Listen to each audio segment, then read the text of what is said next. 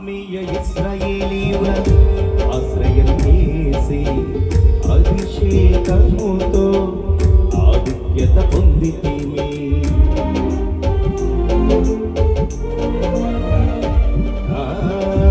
ఆత్మీయ ఇశ్రాయేలీయుల ఆశ్రయం చేసి అభిషేకముతో ఆధిక్యత పొందితిమి.